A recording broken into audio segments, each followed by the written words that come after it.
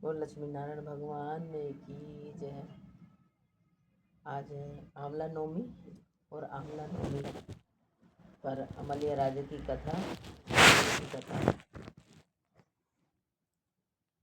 एक अमलिया राजा था जो रोजाना 1.25 मन सोने का आंवला दान किया करता था।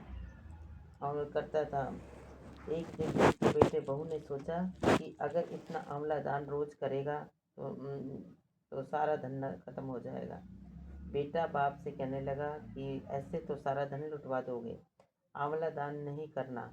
राजा रानी दुख के मारे उजाड़ से जंगल में जाकर बैठ गए। वहाँ भूखों प्यासे बैठे हुए 7 दिन हो गए।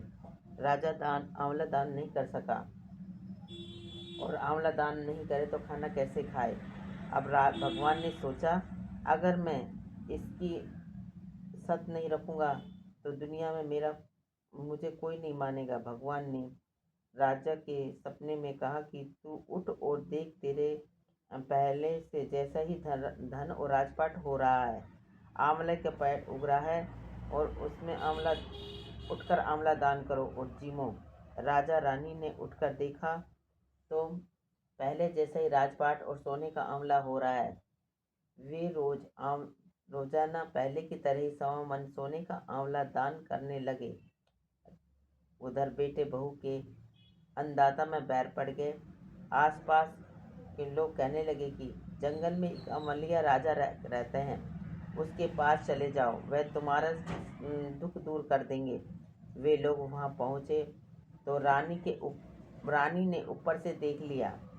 अपने आदमी से कहा कि इनको काम पर रख लो, उनको कम से काम कराओ और मजदूरी ज़्यादा से ज़्यादा देना।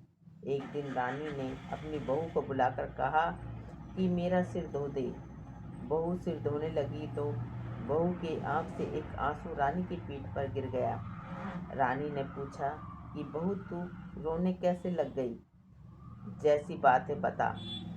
बहू बोली कि मेरी सास की पीठ पर भी ऐसा ही मस्सा था, वह भी 1.25 मन आंवला रोज दान करती थी। हमने उन्हें आंवले दान नहीं करने दिया, घर से निकाल दिया। जब सास बोली कि हम भी तुम्हारे सास ससुर हैं, तुमने तो हमें निकाल दिया था, लेकिन भगवान ने हमारा सत रखा। हे भगवान, जैसे राजा रानी का सत रखा वैसे सबका रखना। कहते सुनते हुंकारा भरते का हमारे परिवार का सत रखना। आंवला नवमी की जय, अमलिया राजा की जय।